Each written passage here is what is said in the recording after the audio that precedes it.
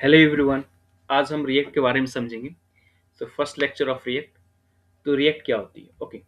तो हमें हमें अच्छी तरह से मालूम है कि फ्रंट एंड डेवलप करने के लिए हमें तीन चीज की जरूरत पड़ती है। क्या? HTML, CSS and JavaScript. Okay. इस तीनों की मदद से हम एक फ्रंट एंड को डेवलप कर सकते हैं। फाइन।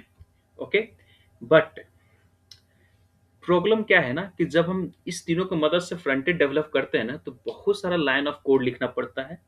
और फिर उस कोड को मेंटेन करने में बहुत प्रॉब्लम होगी। अगर थोड़ा सा भी एरर आ जाती है तो एरर को फाइंड आउट करने में, बग को फाइंड आउट करने में बहुत प्रॉब्लम होती है।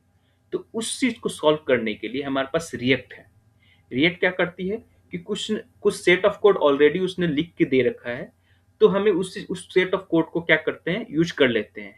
तो इससे क्या होता है कि हमारा जो लाइन ऑफ कोड है ना, जितना बहुत सारा लाइन नहीं लिखने की जरूरत पड़ती, छोट कम लाइन में ज्यादा कोड, ज्यादा मीनिंगफुल कोड लिख सकते हैं रिएक्ट की मदद से। ठीक है। तो यहाँ पर रिएक्ट इसलिए बेनिफिट्स है। एचटीएमएल सीएसएस जावास्क्रिप्ट से नो डाउट हम एक फ्रंट एंड बना सकते हैं, मगर वो बहुत ही कम्प्लेक्स होगा। और उसे मेंटेन करना और उसमें अगर किसी प्रकार डिबग आ जाता है, उसको फाइंड आउट करने और उसको सॉल्व करने में बहुत दिक्कत होती है। ठीक है। मगर रिएक्ट में क्या होती है, उसी चीज को थोड़ा सिंपल कर देती है कि कम कोड ऑफ लाइन लिखते हैं, फिर उसे मेंटेन करना बहुत आसानी से वो करते हैं मेंटेन। फिर उसको कोई एरर आता है, कोई डिबग आता है, तो उसे हम आसानी से डिबग को फिक्स कर लेते हैं। तो दैट्स बाय रिएक्ट हमें हेल्प करती है फ्रंट एंड को डेवलप करने में। तो रिएक्ट है क्या? रिएक्ट कुछ नहीं, एक जावास्क्रिप्ट का लाइब्रेरी है। ओके। रिएक्ट बना हुआ है जावास्क्रिप्ट के लाइब्रेरी, जावास्क्रिप्ट के ऊपर बना हुआ है, एक तरह का लाइब्रेरी है रिएक्ट। ओके। और इसे बनाया गया फेसबुक के द्वारा। फाइन। तो देखते हैं रिएक्ट को किस तरह से रन कराते हैं हमारे सिस्टम। एक प्रोजेक्ट सेटअप करते हैं रिएक्ट का, है ना। तो रिएक्ट का प्रोजेक्ट सेटअप करने से पहले हमें ध्यान रखना पड़ेगा कि हमारे सिस्टम में नोड.जेएस इंस्टॉल होना चाहिए और एक आईडीई होना चाहिए, इंटीग्रेटेड डेवलपमेंट एनवायरनमेंट। या तो ग्रेविटी होना चाहिए या वीएस कोड होना चाहिए। तो हम यहाँ पर वीएस कोड यूज कर रहे हैं। तो वीएस कोड एक आईडीई है और एक नोड.जेएस हमारा पैकेज इंस्टॉल होना चाहिए हमारे सिस्टम में। ठीक है। फाइन। तो अब हम देखते हैं किस तरह से हमें रिएक्ट का एक प्रोजेक्ट सेटअप करेंगे। Okay fine. तो रिएक्ट का प्रोजेक्ट सेटअप करने के लिए फर्स्ट ऑफ ऑल हमें ये पता होना चाहिए कि हम रिएक्ट का प्रोजेक्ट कहाँ सेटअप कर रहे हैं। फाइन। तो किस फोल्डर में? तो फर्स्ट ऑफ ऑल उस फोल्डर को ओपन करना होगा। करेक्ट। तो हम फाइल में गए, फाइल में जाते हैं, एक फोल्डर सेलेक्ट करेंगे जिस फोल्डर में हम रिएक्ट का प्रोजेक्ट सेटअप करेंगे। तो हमारे पास फोल्डर खुला हुआ, एट फोल्डर, दैट इज देसी डेवलपर क्लासरूम। उस फोल्डर में हमारे पास बहुत सारा फोल्डर है और है डायरेक्टरी है, दैट इज देसी रिएक्ट। ओके। एक डायरेक्टरी देसी रिएक्ट है। तो इसे हम क्लिक करके, मतलब हम देसी रिएक्ट के अंदर गए और इसमें भी दो डायरेक्टरी, लेक्चर और रिएक्ट प्रोजेक्ट। तो रिएक्ट प्रोजेक्ट में हम चाहते हैं कि एक नया प्रोजेक्ट डेवलप करें। ठीक है। तो आप देख सकते हैं रिएक्ट रिएक्ट प्रोजेक्ट के अंदर ही हम दो प्रोजेक्ट ऑलरेडी डेवलप कर चुके हैं, मगर कोई दिक्कत नहीं, हम तीसरा करेंगे। ओके। तो हम इसी इसी फोल्डर के अंदर हमें करना है, तो हम इस फोल्डर को सेलेक्ट कर लेंगे, वीएस कोड, वीएस फोल्डर में। फाइंड वीएस कोड में ये ओपन हो रहा है वो फोल्डर। ओके।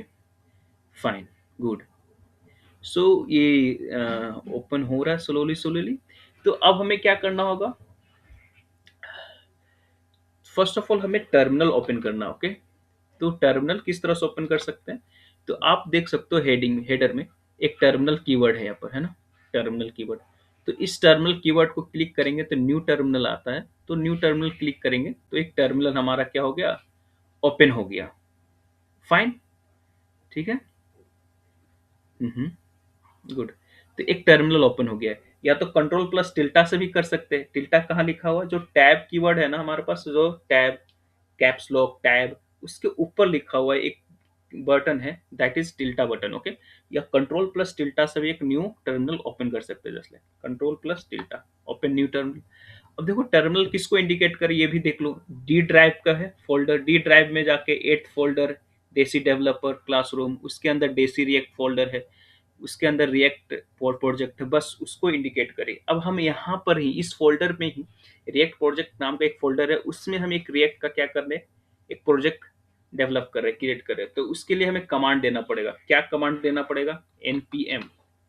तो फर्स्ट ऑफ ऑल npm को भी समझेंगे। npm क्या है?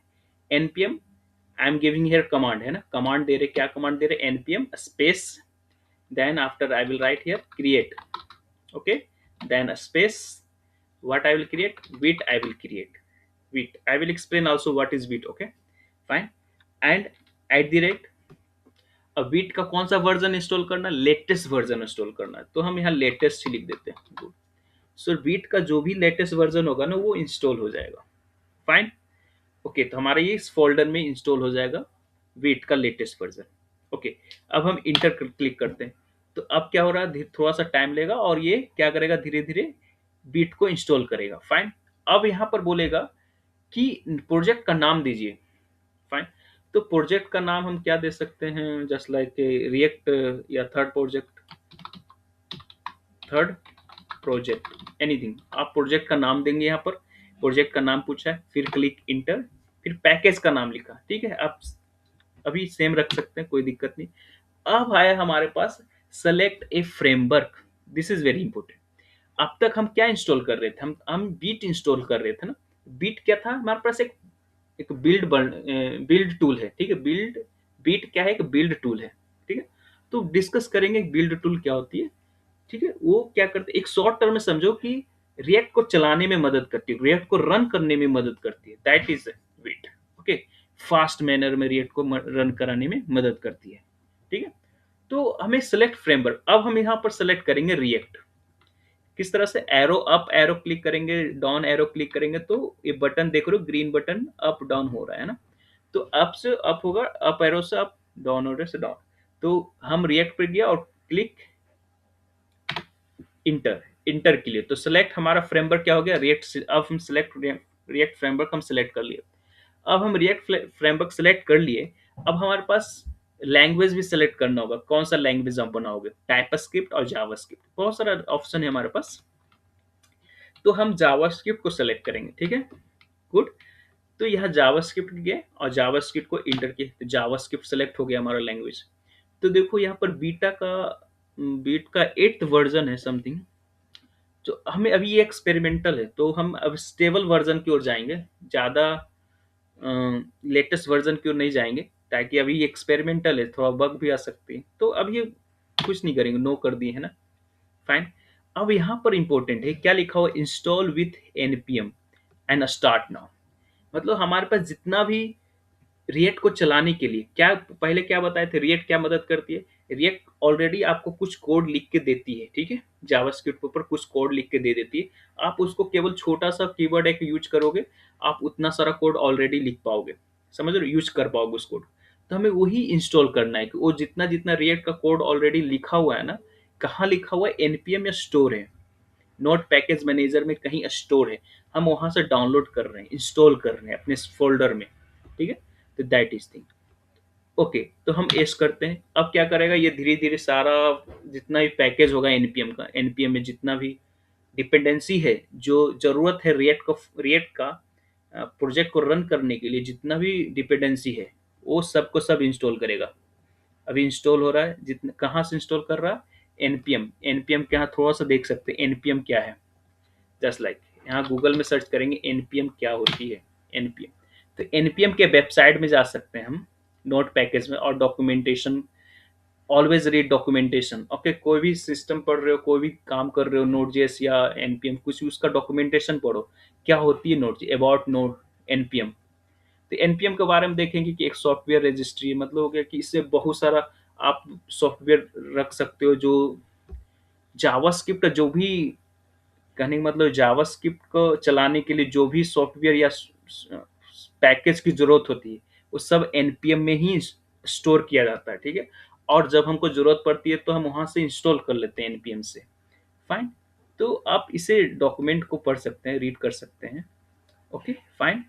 तो अब देखो क्या हो गया, जितना भी डिपेंडेंसी था ना, सब इंस्टॉल हो गया, और इसने सिस्टम को, रिएक्ट को रन भी कर दिया। देखो हमारा फ्रंट एंड रन भी होने लग गया। रन कहाँ पर हो गया, लोकल होस्ट, पोर्ट नंबर क्या है, 5173। ओके, पोर्ट नंबर भी समझेंगे कभी, पोर्ट नंबर क्या होती है। तो ये अगर हम इसको कॉपी करके, कंट्रोल+C कॉपी किए और ब्राउजर में जाके न्यू टैब ओपन किए और यहाँ क्लिक कर दिए, तो क्या होगा, देखो हम थर्ड प्रोजेक्ट अभी क्रिएट किए थे ना, थर्ड प्रोजेक्ट, तो अब ये रन होगा। ठीक है, तो ये रन हो गया। तो बेसिकली ऑलरेडी बॉयलर पेट कुछ कोड लिख के रखा है रिएक्ट ने, तो इसके कारण से ये सब स्क्रीन विजुअल हो गया। अब हम इस पर कोड करेंगे तो अपना होम स्क्रीन बना सकते हैं, अपना वॉट एवर आप जो भी कर फ्रंट यूआई बनाना चाहते हो वो यूआई बना सकते हो। फाइन। तो इस तरह से एक क्या कर सकते हैं, रिएक्ट का प्रोजेक्ट हम सेटअप कर लिए। फाइन। तो अब हम देखेंगे। ओके। नेक्स्ट क्लास में यहाँ पर दो थर्ड प्रोजेक्ट है ना, थर्ड पर ये फाइल बन के आया है ना। तो इसमें हमारे पास बहुत सारा फ़ोल्डर है, नोड मॉडुलस का फ़ोल्डर है, पब्लिक का फ़ोल्डर है, सोर्स का फ़ोल्डर है।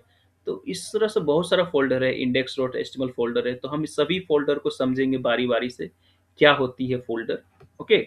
अगर जब नोड रिएक्ट को डाउनलोड करने के बाद ये सब फ़ोल्डर ऑटोमेटिकली बन के आती है ना। तो पहले तो थर्ड प्रोजेक्ट फ़ोल्डर भी नहीं था ना, वो क्रिएट हो गया, है ना?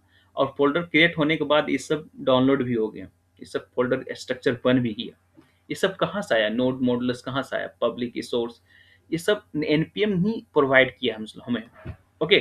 नोड मॉडुलस में देखो बहुत सारा कोड लिखा होगा, ठीक है। ये सब कोड ऑलरेडी लिखा हुआ है, तो हमें ये सब कोड को लिखने की जरूरत नहीं है फिर से। तो नोड मॉडुलस को ऐसा छेड़ने की भी जरूरत नहीं है, जो कोड ऑलरेडी लिखा हुआ है वो एनपीएम प्रोवाइड किया है हमें। ओके।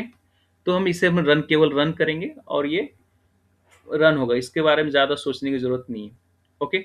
तो नेक्स्ट क्लास में क्या करेंगे, कुछ ना कुछ टर्मिनोलॉजी समझेंगे, किस तरह से ये फ़ोल्डर स्ट्रक्चर काम कर रही है, किस तरह से एक दूसरे से कनेक्टेड है। तो नेक्स्ट क्लास में हम यही समझेंगे कि किस तरह से ये नोड मॉडुलस क्या है, गीट इग्नोर क्या है, समथिंग इंडेक्स डॉट एचटीएमएल क्या है, पैकेज डॉट जेएसएमएल क्या है, पैकेज लॉग जेसन क्या है, पैकेज डॉट जेसन क्या है, ये सब थोड़ा बहुत समझेंगे, बेसिक आइडिया लेंगे। उसके बाद थर्ड लेक्चर से हम अपना प्रोजेक्ट सेटअप करना धीरे धीरे शुरू करेंगे। Okay. I hope you understand this, किस तरह से रिएक्ट प्रोजेक्ट को सेटअप किए हैं हम। Okay. Fine. Thank you for watching this.